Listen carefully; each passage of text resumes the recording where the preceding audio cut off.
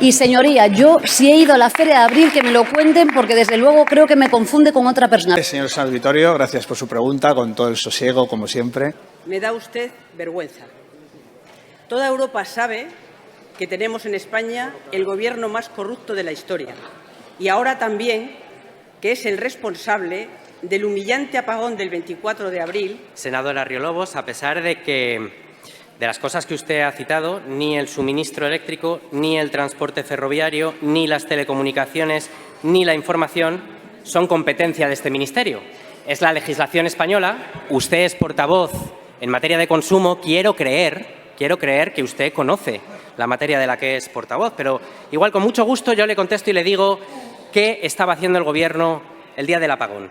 El Gobierno puso todos sus esfuerzos en recuperar la normalidad de los servicios en apenas unas horas.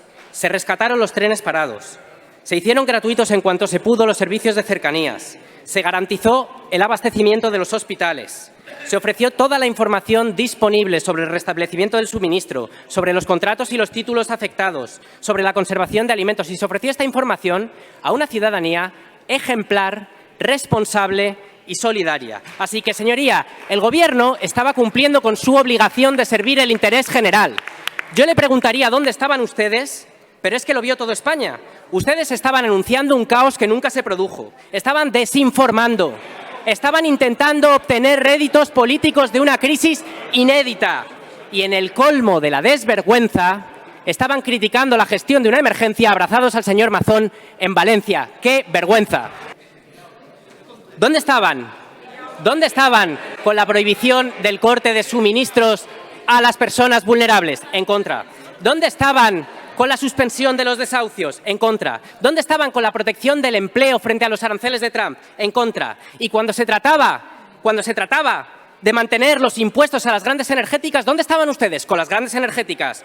Y cuando se trata de la ofensiva de la patronal para boicotear la reducción de jornada para 12 millones de trabajadores en España, ¿dónde están ustedes? Con la patronal. Y cuando se trata de poner orden en el descontrol de los pisos turísticos ilegales y bajar los alquileres aplicando la ley de vivienda, ¿dónde está el Partido Popular?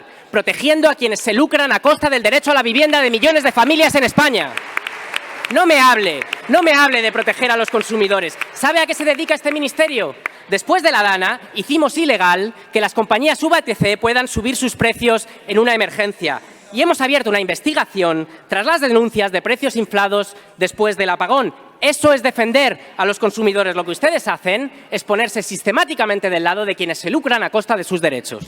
Señor ministro, desde el sosiego, los WhatsApps conocidos, ¿considera usted que son un ciberataque, un sabotaje o, como diría la brillante ministra portavoz, casquería?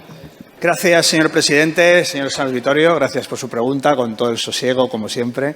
Mire, yo creo que ustedes, y se nota a diario, superan muchos límites. Desde luego el de la urbanidad, el de los buenos modales, el de las preguntas respetuosas. No ha sido su caso, también se lo digo en esta pregunta que acaba de hacer, pero sí de otras personas que hoy han intervenido en nombre de su grupo.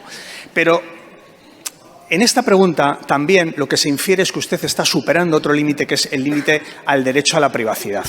Imagínese que yo a usted le dijera, señor Sanz Vittorio, ¿por qué no hace usted públicas conversaciones suyas, WhatsApp suyos, en reuniones, en conversaciones telefónicas, que haya trasladado opiniones sobre personas de su partido a sus compañeros y compañeras, por ejemplo? Imagínese que se lo digo. Imagínese que yo le digo que me gustaría saber qué opina usted del liderazgo del señor Feijóo, o qué opina de la portavoz del Grupo Parlamentario Popular en el Senado. Además, en dos momentos bien concretos. Por ejemplo, ¿qué opinó usted el día que en la Comisión de Venecia hizo público el dictamen sobre la ley de amnistía? Seguro que usted dijo a alguien, somos unos linces, somos unos linces.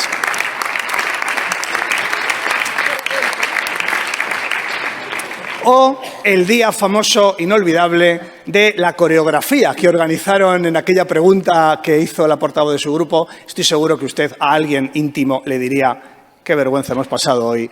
Yo quería ser un senador respetable y fíjese para lo que hemos quedado. Gracias. Gracias, señor ministro. Mire, cuando escuché a la portavoz hablar de casquería, pensé que solamente había dos posibilidades. Una, que le gustaban las manitas de cerdo, o dos, que probablemente había mucho cerdo tratando de meter las manitas. Es verdad que después Que es verdad que después hemos conocido que también aparece en las manos de Santos Cerdán. Pero luego inmediatamente pensé que Einstein siempre tiene razón y la velocidad de la luz es mucho más rápida que la del sonido. Y hay personas que brillan exclusivamente hasta que empiezan a hablar. ¿Sabe lo que ocurre? Que hasta el día 21 no se publicó en el BOE las condiciones de la concesión del fondo de rescate.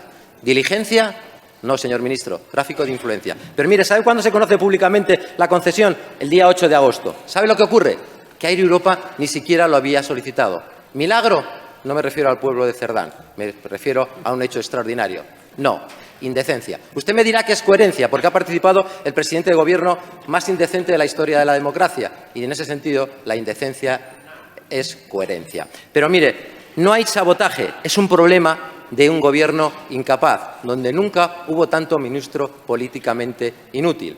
Es verdad que ustedes se enfadan cuando les digo eso y no deberían hacerlo, porque como decía el gran humorista catalán, el Perich, decía que la libertad de expresión consiste en que un ciudadano puede llamar inútil a un gobernante y al ciudadano no le pasa nada. Es verdad que viéndoles, al gobernante tampoco. No es su caso.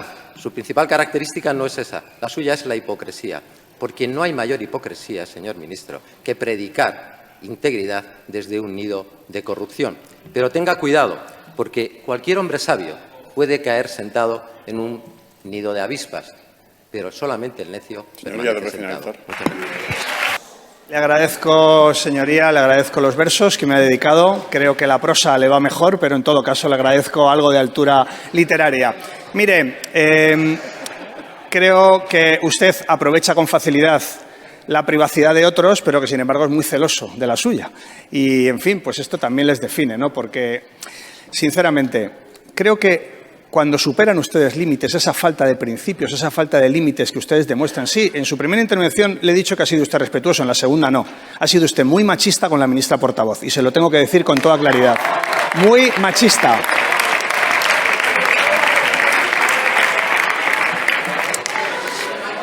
Le decía que la falta de principios en el ejercicio de la oposición que ustedes practican a diario, en definitiva, lo que tapa es la falta de proyecto político. Porque, ¿cuál es el proyecto económico para nuestro país que el Partido Popular presenta? Nosotros estamos consiguiendo que el 40% del crecimiento económico de la Unión Europea sea España, que supone un 17% de la economía europea y, sin embargo, crecemos un 40%. ¿Qué le parece que reforcemos el estado del bienestar? Ayer anunciamos que para los menores de 16 años tendrán derecho gratuito a lentillas y a gafas para salud visual. ¿Qué le parece? ¿Cuál es el proyecto político del Partido Popular? Pues no es nada. Ustedes no tienen ningún proyecto, por eso van a hacer un congreso, en fin, que a ver qué sale de ahí. Por eso le digo, su falta de principios es simplemente falta de proyecto. Gracias.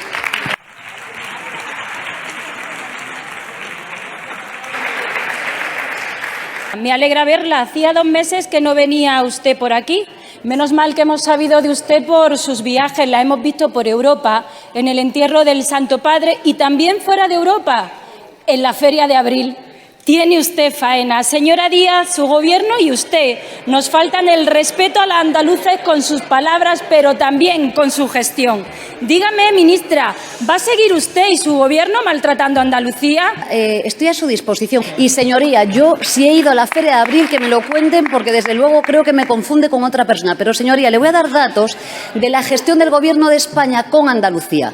Le voy a dar datos en la segunda intervención. Y ya le digo de antemano que el compromiso del Gobierno de España y del Ministerio de Trabajo con Andalucía es absoluto. Y es lo que explica que hoy Andalucía mejore su posición en el conjunto del Estado español. No como hacían cuando gobernaban ustedes el Partido Popular. Señorías, guarden silencio. No se preocupe, que la voy a escuchar con mucha atención y sí, desde luego, me quedo a su disposición para que cuando quieran preguntarme rendiré cuentas.